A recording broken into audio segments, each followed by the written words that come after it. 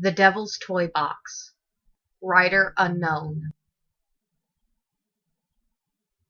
The Devil's Toy Box is an urban legend that the savvier horror fans will recognize as the inspiration for the infamous laminate configuration from Clive Barker's seminal Hellraiser series. Though in reality the titular box is not a toy at all, but rather a small room where the floor, the ceiling, and the walls are each composed of one giant mirror. According to the legend, if you stood inside this mirror room alone for too long, supposedly the devil would show up and steal your soul. In most versions of the story, he did so by flaying you alive. I mention all of this because about 2 weeks ago, I got an email from an old friend, someone who was well versed in my sordid past, asking if I could help out their younger sister, an 18-year-old girl who we'll call Erin, located in northern Louisiana. The specific parish where Erin lives shall go unnamed for reasons that will soon become obvious. Like pretty much everywhere else, the place where Erin grew up had its own annual haunted house attraction that went up every October. The attraction was called Farmer Graves' Haunted Orchard, and in years past, it had been every bit as thrilling as the name suggested, which is to say, not very. So, for the previous Halloween, the owners decided to spice things up by building several new interactive installations, which included a windowless shack called the Devil's Toy Box. This shack housed a small room composed of large wall-sized mirrors. That's how Erin heard it described anyways. She had never been inside the toy box herself. Farmer Graves closed less than a week after opening, a result of the numerous people who had to be hospitalized after going inside the Devil's Toy Box attraction.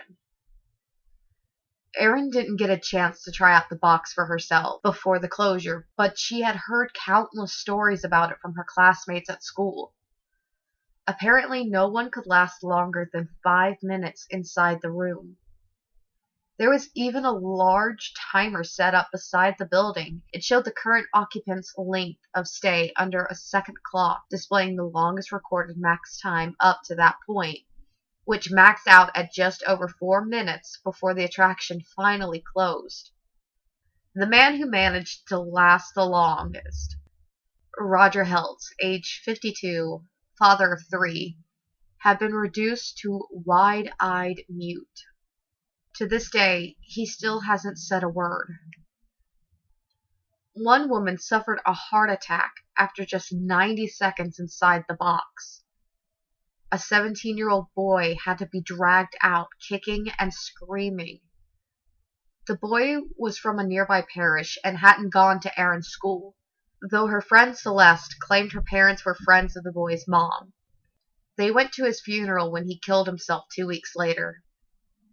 Whatever the truth of the matter, town officials were quick to act in getting Farmer's Graves shut down. Of course, that didn't stop people from talking about the now infamous attraction, which they began to do almost immediately. For the next month or so, it seemed like the toy box was the only thing on anyone's mind. It had become the stuff of legend, and of course, it didn't take long for the local kids to start venturing out to the orchard at night to see the box for themselves. Farmer Graves' Haunted Orchard was owned by a middle-aged couple named Will and Darlene Sawyer. When the town council ordered the Sawyers to shut the place down, they were so pissed about the ruling, they left most of the attractions still standing, including the Devil's Toy Box. The actual orchard was on a plot of land located at the rear of the Sawyers' property and was only accessible by a narrow 2-lane dirt road. One night, several seniors at Erin's school snuck out to the Sawyers' property on a dare and claimed they found the toy box's entrance padlocked.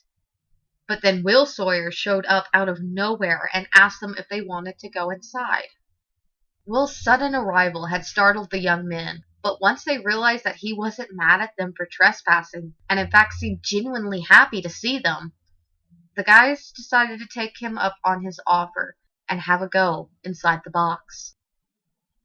Of course, they chickened out as soon as Will unlocked the door, and it seemed to swing open on its own, like a hungry mouth at the sight of food.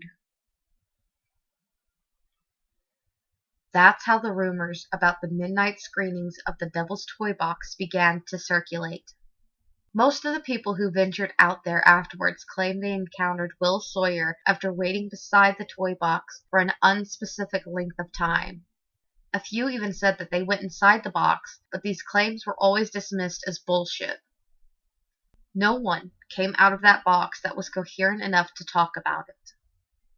Last week, Aaron's boyfriend, Troy, went out there with some of his idiot friends, and Aaron hadn't seen him since. His parents reported him missing, and Aaron even told the cops about the rumors surrounding the toy box, but they barely seemed to even be listening. Now Aaron was going crazy with worry about Troy, and of course she was hoping that I would be intrigued enough by her story to come with her to investigate Farmer Graves, because she was too scared to do so by herself. Aaron's location was only a 3-hour drive from New Orleans, so I asked my friend Jason and his girlfriend Gretchen to take the ride with me. This way, I wouldn't feel so weird about driving all the way to see an 18-year-old girl I didn't know. We rolled into town about 5 p.m. that Saturday and met up with Erin at the McDonald's, as she called it. I laughed when I first heard her say that and immediately felt like an asshole for thinking that it was funny that Erin's town only had one McDonald's. Our meet and greet started out a little awkward on the account from all the stares we were getting from the rest of the restaurant. Then again, 4 strangers driving into town to meet a teenage girl at the McDonald's will do that. Thankfully, Gretchen was there to defuse the situation with one simple question. "Did you make that?" She was pointing at Erin's backpack, which was actually a stuffed doll that I recognized as Lumpy Space Princess from the cartoon Adventure Time. Only most of the stuffing had been removed, and the purple pouch had been sewn into it that sealed closed via a matching purple zipper. The straps were made out of old, retro-looking seat belts.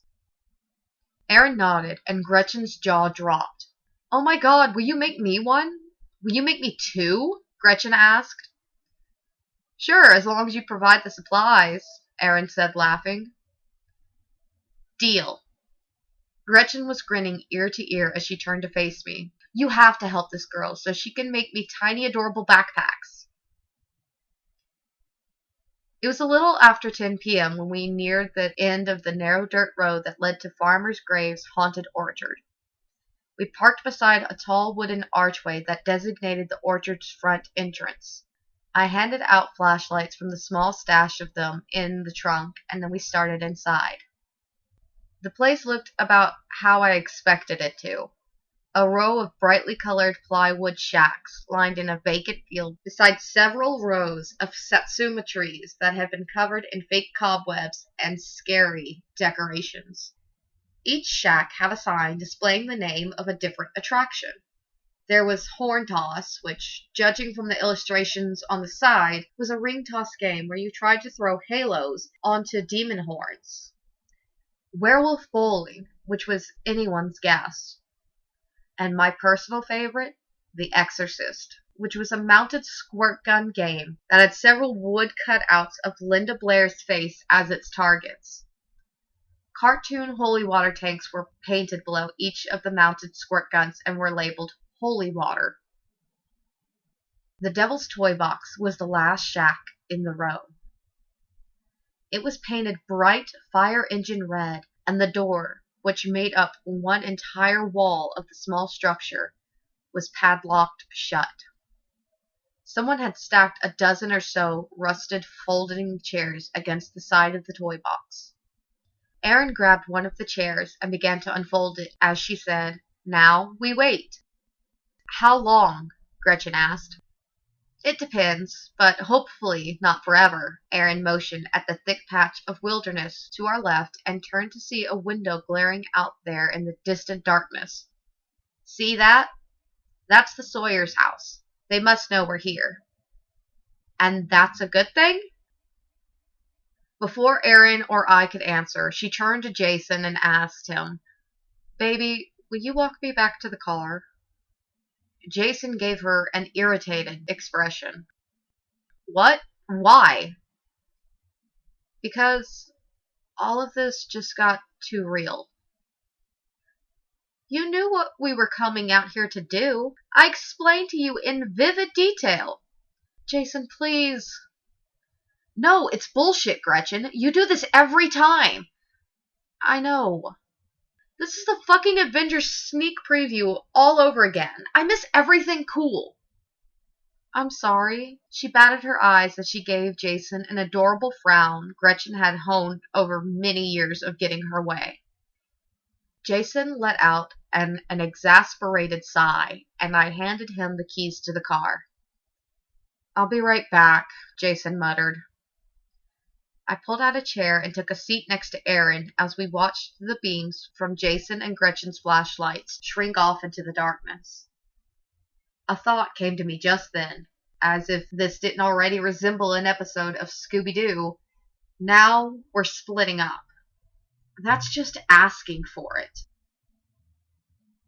As soon as the words crossed my mind, we heard a crunch of approaching footsteps. Aaron and I stood in unison and exchanged a panicked glance before turning to face the forest bordering the orchard. A middle-aged man with long, scraggly hair emerged out of the darkness and into the range of our flashlights. He was holding an electric lantern and wearing an open bathrobe over a dirty white undershirt and sweatpants. Will Sawyer was basically Vincent Prince if he had starred in The Big Lebowski. He smiled and gave us a thumbs up as he said, "You here for the box?" "Sort of," Aaron responded, and Will gave her a look like he had no idea what that could possibly mean. "Have you seen this guy?" I held up a photo of Troy that Aaron had texted to my phone as Will started to approach us. He squinted at the picture.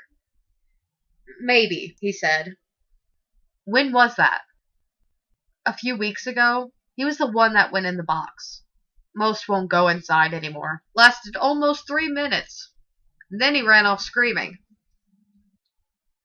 Aaron let out a sharp gasp. Ran off? Ran off where?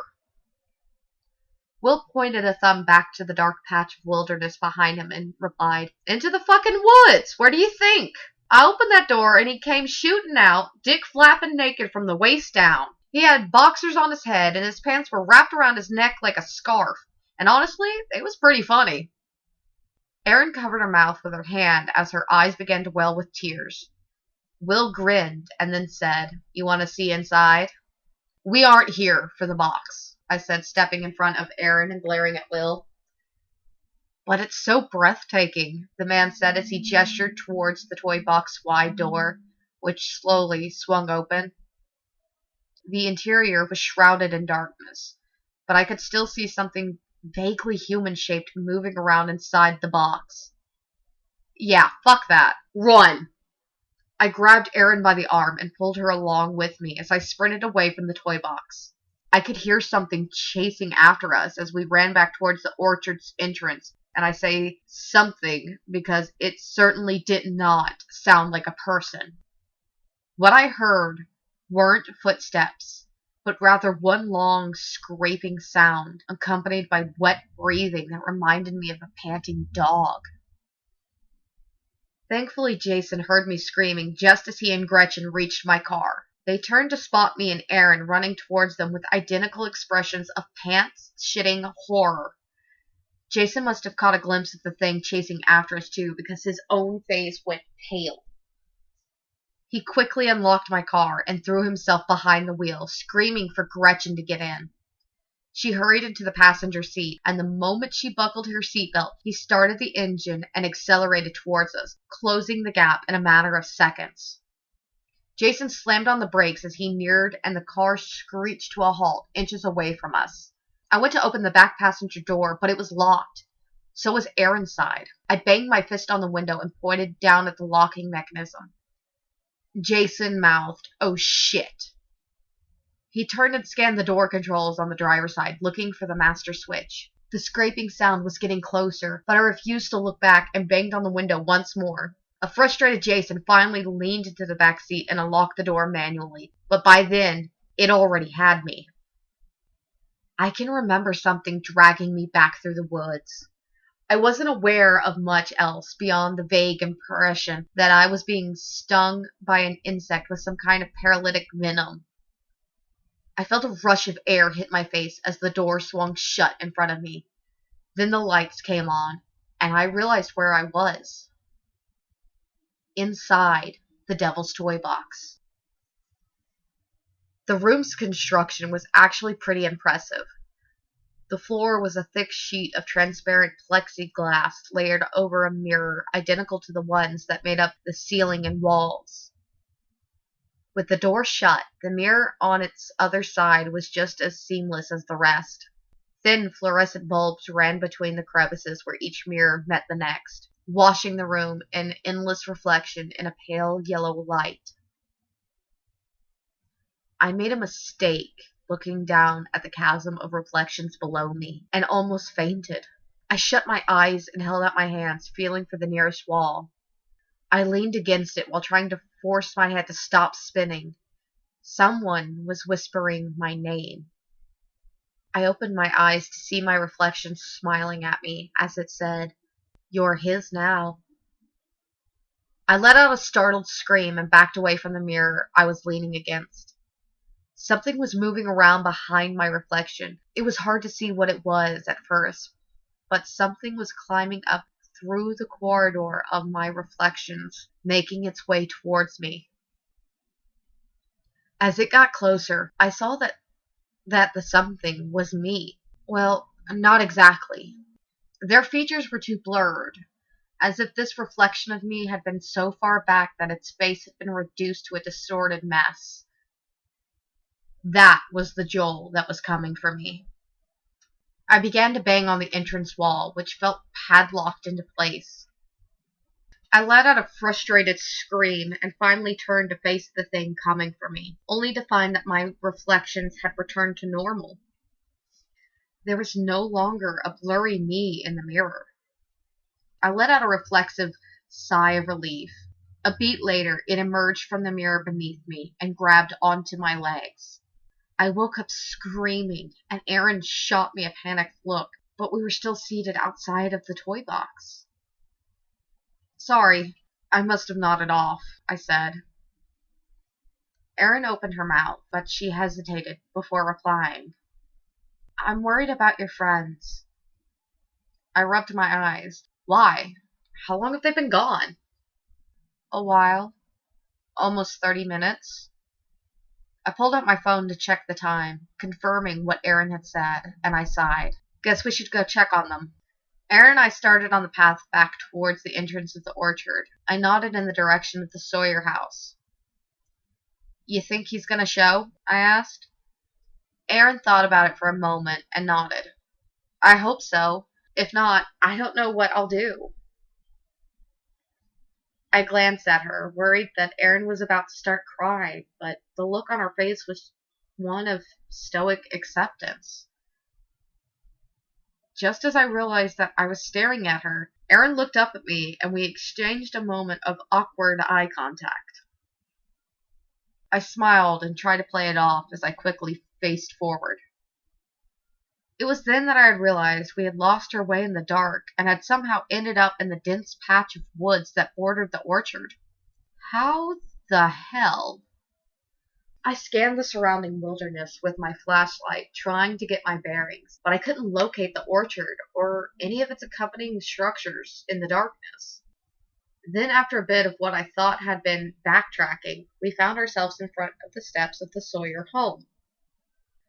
It was a rustic white 2-story, 3 if you counted its 6-foot elevated flood-proof foundation, similar to a lot of the homes in the area. The space beneath the porch was unlit and pitch black, yet staring into it, I could have sworn I saw movement under there as Erin gestured at the home. "Guess we might as well say hi," she said.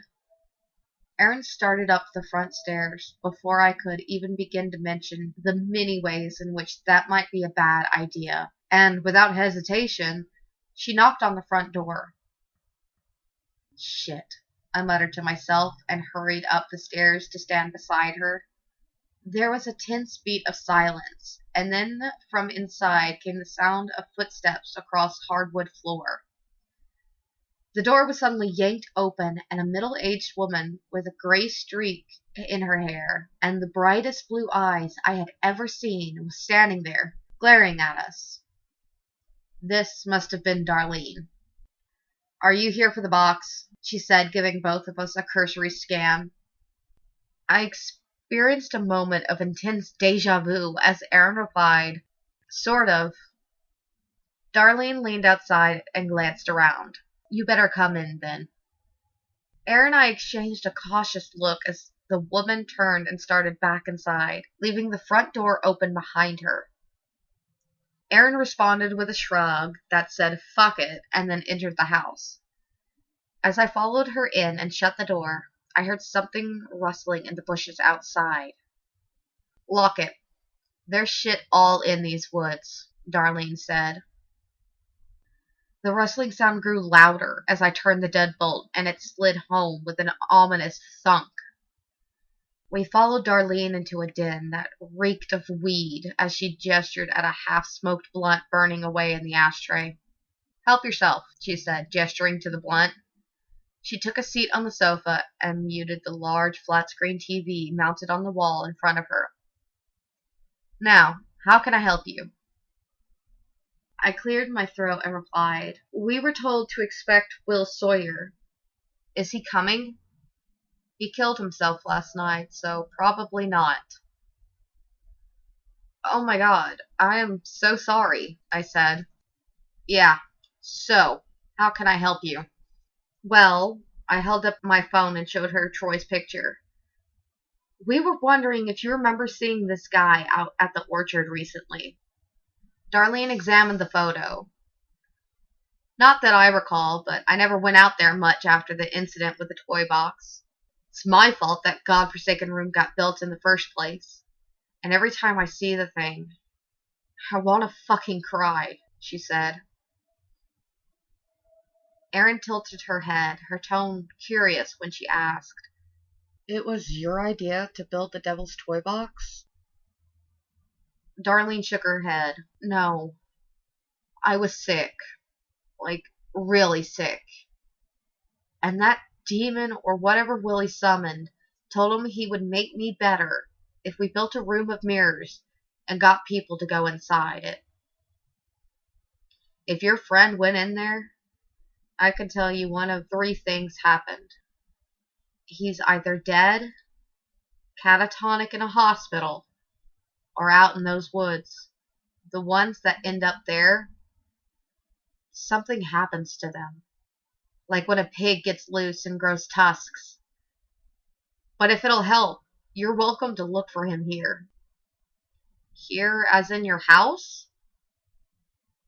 "Yeah." Darlene stood, slid her coffee table out of the way, and pulled the rug aside to reveal a crude hatch cut into the hardwood floor.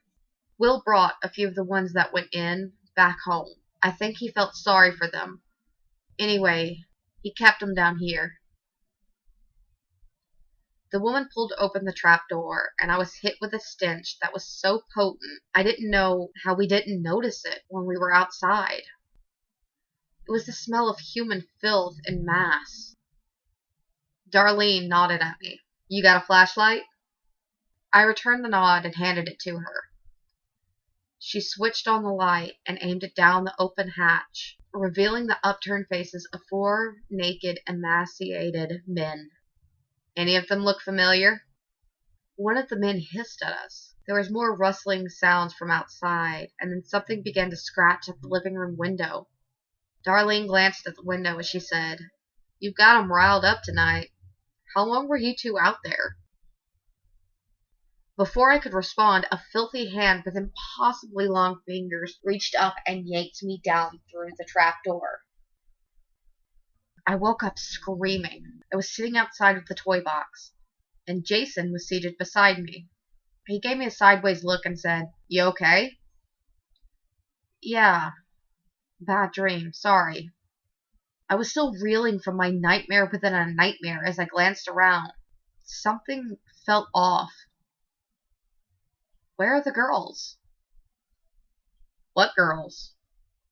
The girls? One of them being your girlfriend Gretchen? Dude, Gretchen broke up with me like a month ago, remember? Or is this something you're doing for your story? My what? The story. You're going to write about this. You're fudging the details, which you probably should. You gonna make up some fake reason why we were out here too? Some damsel in distress who needs you to investigate a derelict Halloween attraction? It's definitely a lot better than saying your depressed friend asked you to drive 3 hours to see some rundown shack in the middle of the night where nothing whatsoever happened, and then your friend shot himself. What? Jason slid the barrel of the handgun into his mouth and pulled the trigger. I was sitting close enough that the shot rendered me temporarily deaf. I stood and slowly backed away, my gaze fixed on the crater of blood and viscera that had been my friend's head a mere moment ago. My own head ringing like a goddamn church bell from a large caliber handgun going off next to it. Still, I couldn't look away. Finally, I forced myself to turn and watch where I was going so I could hurry up and get the fuck out of there. As I started towards the entrance, I glanced back one more time to give my dead friend a final parting glance and halted when I saw that he wasn't there. Jason's blood and brains were still splattered across the front of the toy box, so I assumed that meant I hadn't imagined the whole thing. But the folding chair where he had been sitting was now void as his slumped, lifeless body. As I stood there, trying to figure out where Jason's corpse would have gone, a stream of stagnant-smelling water splattered against the side of my face. I turned to see Jason's mostly headless body draped over one of the Exorcist game-mounted water guns. I'm not exactly proud to admit this, but I froze when I saw him, thinking that Jason had gone full undead zombie. So after almost a minute of me standing there, waiting for him to make the next move, I finally realized that that wasn't going to happen. What I was seeing was nothing more than a dead body laying on a mounted water gun, which meant that someone or something was out there in the darkness, moving around a 160-pound corpse and propping it up on shit simply to fuck with me. This was the realization that finally sent me running. I was in my '91 Jeep Cherokee and halfway down the unpaved dirt road back to the highway when the Cherokee hit a bump that dislodged something from its undercarriage. I pulled over and started to get out so I could take a look at what it had been, and that's when I realized I was once again looking at Jason's mangled body. Moving a grown man's corpse is one thing, but moving it and then wedging it up into my car's undercarriage in the time it took for me to get back into my Jeep? That's crazy talk. I really don't like to give this part much thought because the truth of it is kind of depressing. Real life Jason had been really depressed about the breakup with Gretchen, and I guess that I should have seen it coming. But I didn't.